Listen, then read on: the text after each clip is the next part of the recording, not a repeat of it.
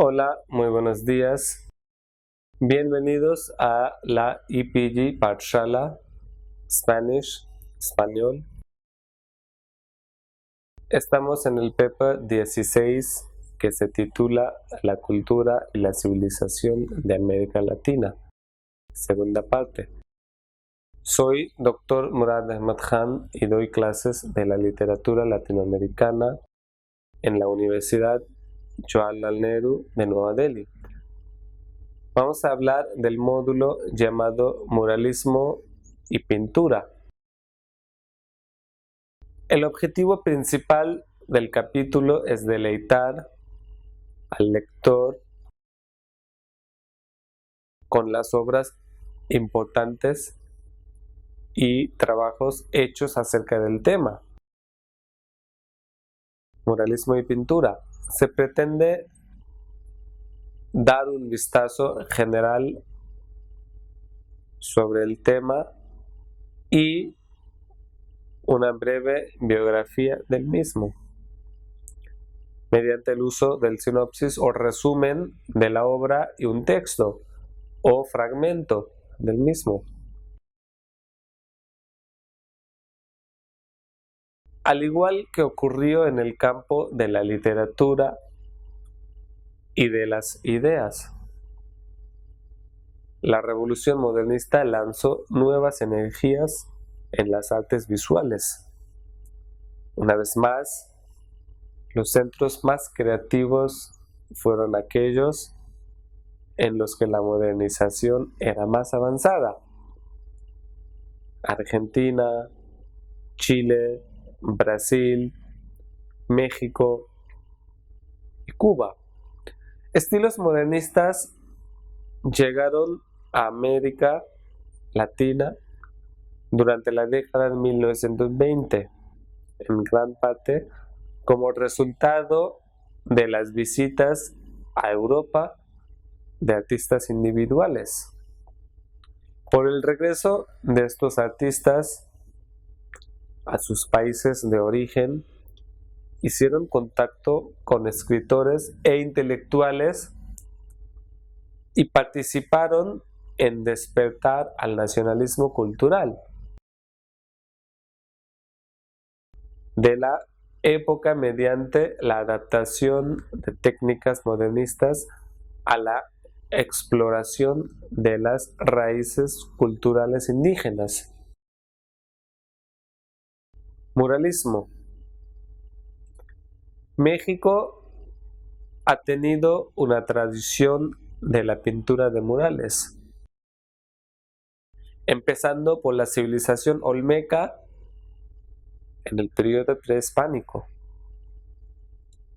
y en el periodo colonial, con murales pintados principalmente para evangelizar y reforzar la doctrina cristiana. La tradición moderna tiene sus raíces en el siglo XIX, de uso de temas políticos y sociales. El primer pintor muralista mexicano que utilizó temas filosóficos en su obra fue Juan Cordero, a mediados del siglo XIX. A pesar de que funcionaba en su mayoría con temas religiosos, como la cúpula de la iglesia de Santa Teresa y de otras iglesias, pintó un mural secular a petición de Gabino Barreda en la Escuela Nacional Preparatoria. Gerardo Murillo, también conocido como el Dr. Atle, es considerado como los primeros muralistas mexicanos modernos, quien apoyó la idea de que el arte mexicano debe reflejar la vida mexicana. Atle y otros muralistas primeros presionaron al gobierno de Díaz para que puedan pintar en los muros para escapar del formalismo de la academia y el estilo europeo. Atl organizó también una exposición independiente de artistas nativos mexicanos en que promovió muchos temas indígenas y nacionales, junto con esquemas de color que luego aparecerán en pintura mural. El primer mural mexicano moderno pintado por Atl fue una serie de desnudos femeninos utilizando alt color, una sustancia Atl inventó a sí mismo muy poco antes del inicio de la Revolución Mexicana. La propia Revolución Mexicana fue la culminación de la oposición política y social a las políticas de Porfirio Díaz. Uno de los grupos de oposición importante era una pequeña comunidad intelectual que incluía de Antonio Curo, Alfonso Reyes y José Vasconcelos. Otros promovieron una filosofía populista que influyó en la siguiente generación de pintores, como Diego Rivera, José Clemente Orozco y David Alfaro Siquieres. Sus ideas ganaron poder como resultado de la Revolución Mexicana que derrocó al régimen de Díaz en menos de un año. Sin embargo, hubo casi una década de luchas entre las distintas facciones que compitieron por el poder. Los gobiernos cambiaron con frecuencia con una serie de asesinatos, incluido el de Francisco de Madero, quien inició la lucha. Terminó en la década de 1920 con el gobierno de un solo partido en las manos de la facción de Álvaro Obregón, que se convirtió en el Partido Revolucionario Institucional. Durante la revolución, Atl apoyó Carranza y promovió la obra de Rivera, Orozco y Siqueiros, que más tarde serán los fundadores del movimiento del muralismo. A través de la guerra y hasta 1921, Atl continuó pintando murales, entre otras actividades, como la enseñanza de la próxima generación de artistas y muralistas de México. Movimiento de muralismo.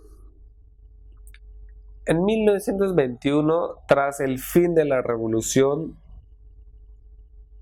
José Vasconcelos fue nombrado como la Secretaría de Educación Pública. En el momento, la mayoría de la población mexicana era analfabeta y el gobierno necesitaba una manera de promover los ideales de la Revolución Mexicana. Vasconcelos propuso un programa de murales que fue respaldado por el gobierno para este fin, al igual que el uso mural en el periodo prehispánico y durante el periodo colonial.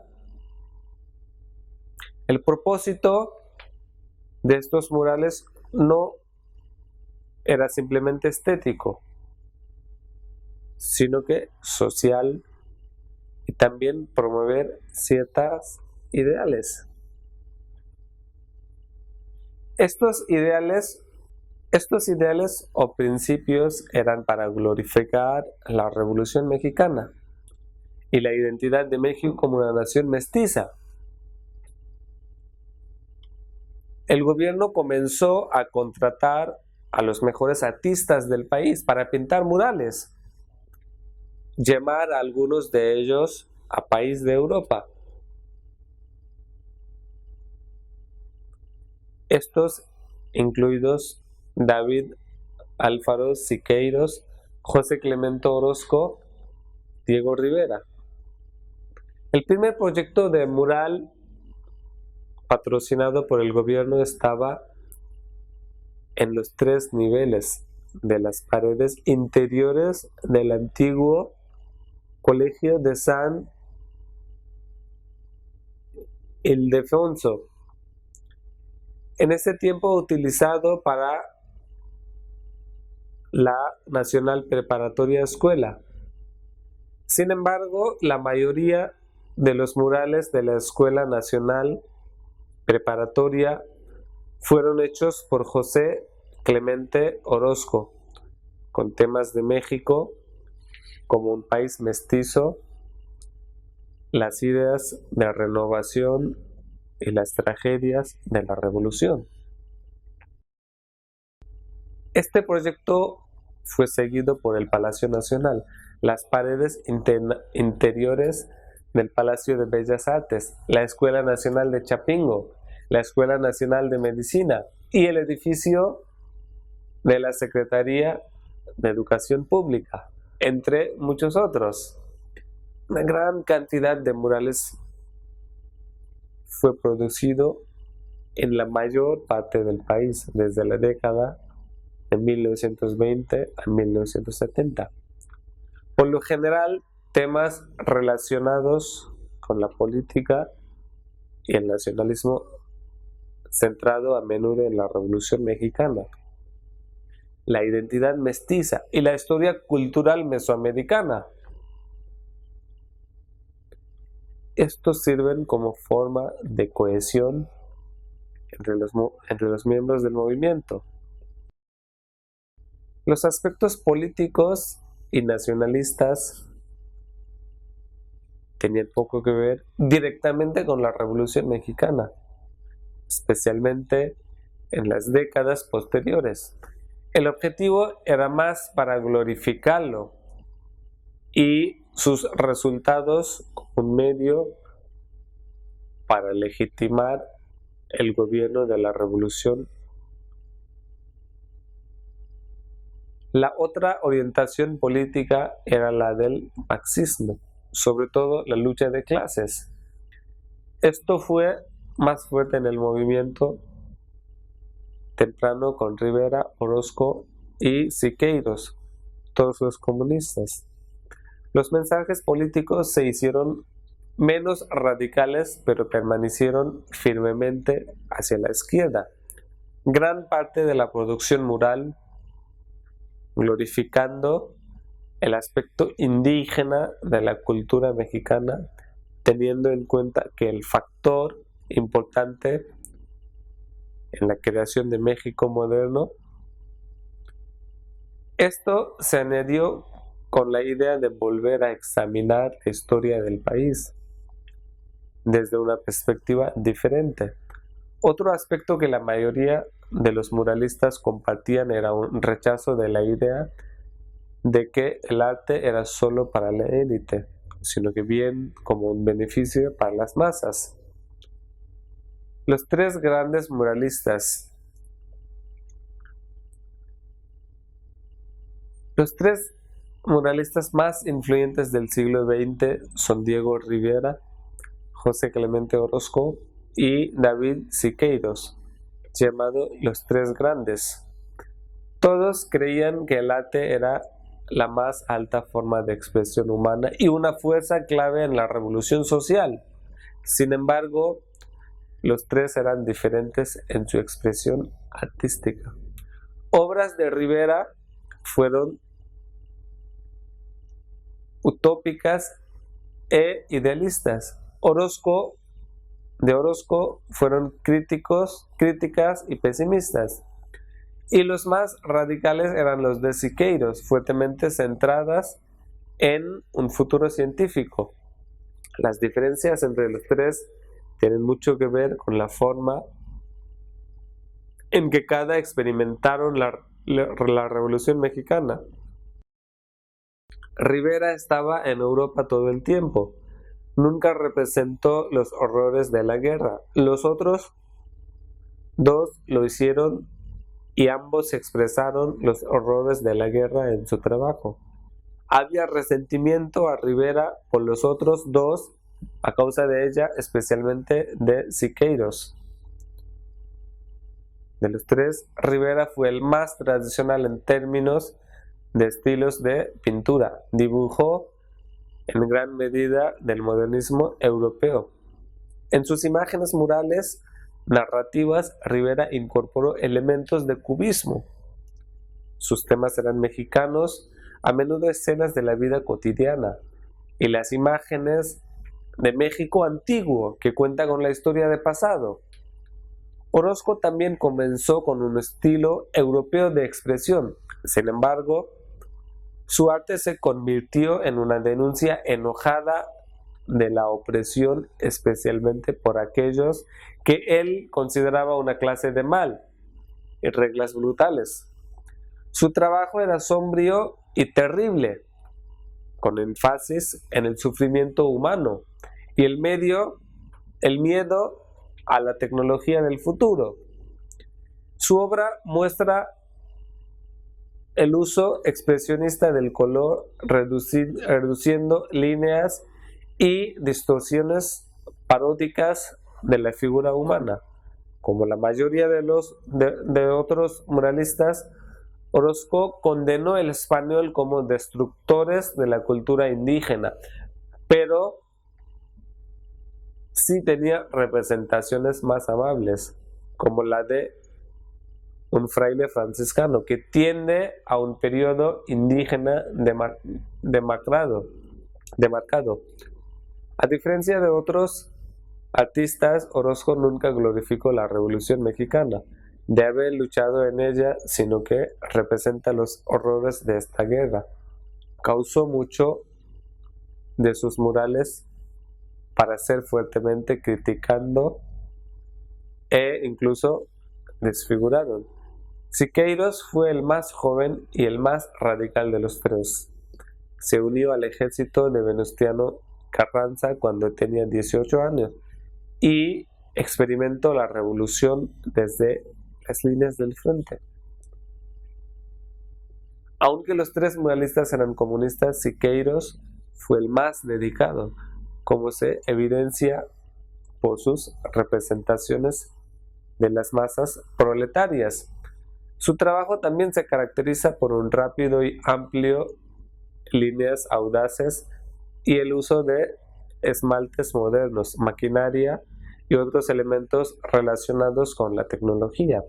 Su fascinación por la tecnología y su relación con el arte fue ejemplificado cuando enfatizó la comunicación de masas, tecnología visual de la fotografía y el cine en su eventual movimiento hacia el neorrealismo.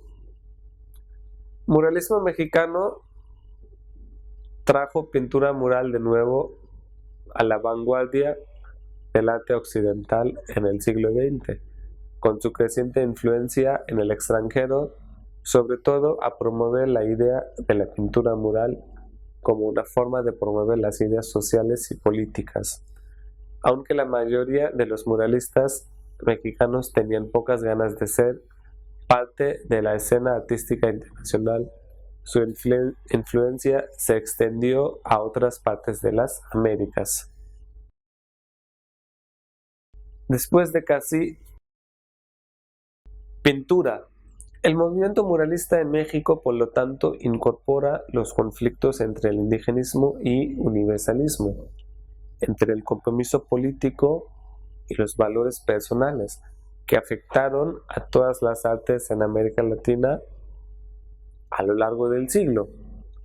Un pintor importante como Rufino Tamayo, un indio zapoteca de orígenes humildes, que comenzó su carrera bajo la influencia de Rivera y los muralistas, se interesó en el surrealismo y vivió la mayor parte de su vida en Nueva York y París.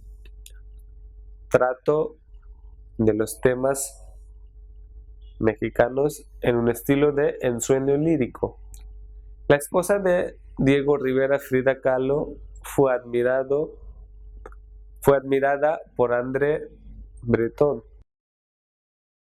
Su obra tiene una cualidad onírica y con valentía se enfrenta a su condición social y fisiológico como mujer. Wilfredo Lam, un cubano de extracción chino de África, fue otro destacado pintor surrealista. Él también se encontró con el vanguardismo en París, pero mientras vivía en Cuba durante la década de 1940, se sintió atraído en gran medida a la cultura afrocaribeña,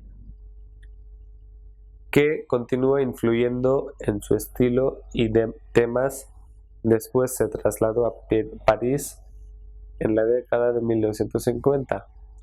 Rufín Tamayo fue un pintor mexicano de la herencia zapoteca, nacido en Oaxaca de Juárez, México.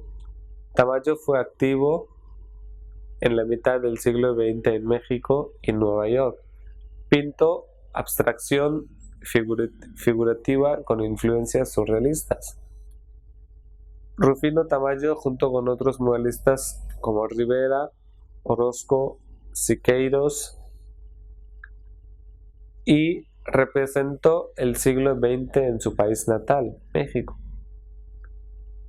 Después de la Revolución Mexicana, Tamayo se dedicó a la creación de una identidad diferente en su trabajo.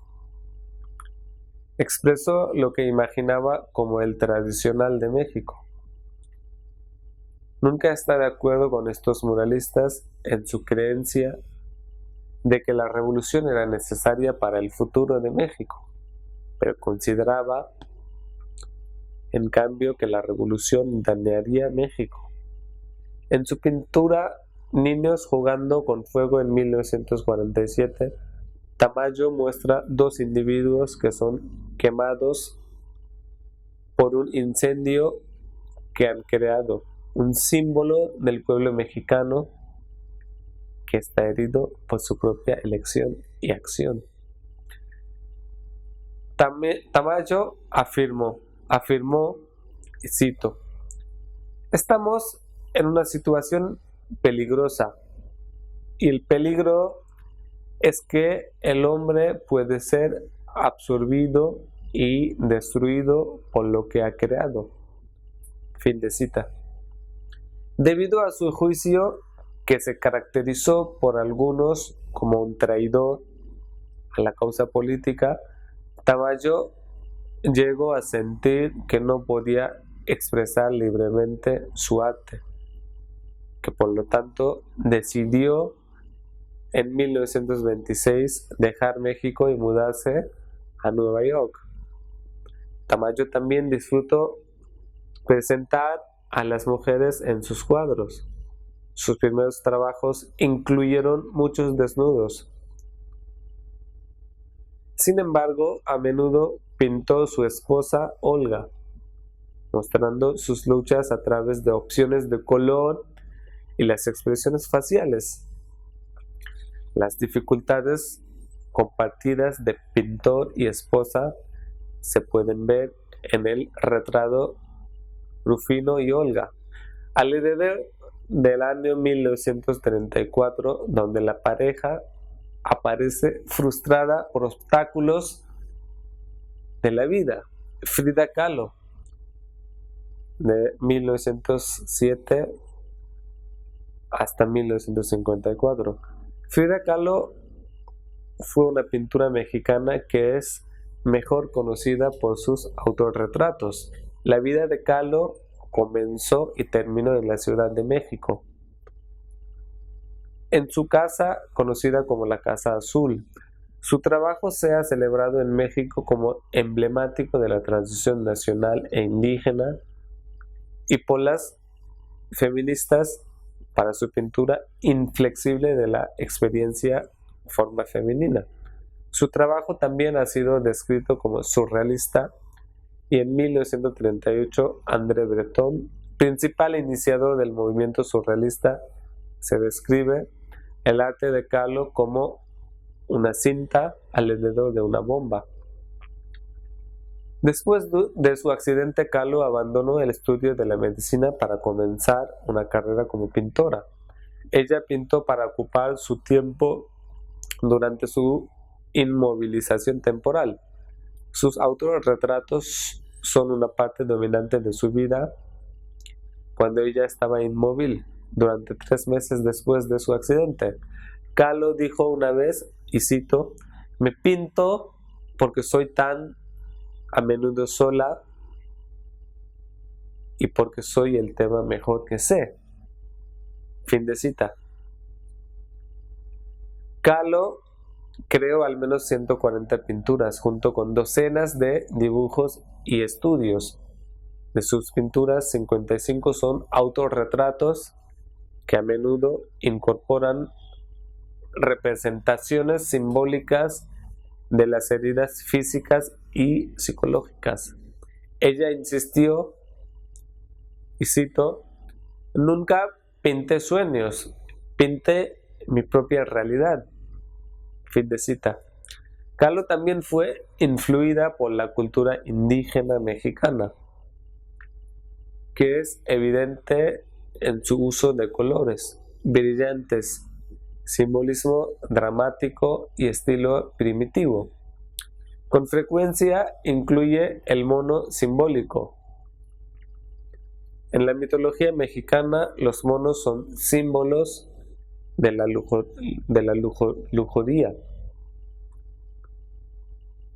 Pero Kahlo les retrata como delicados y símbolos protectores.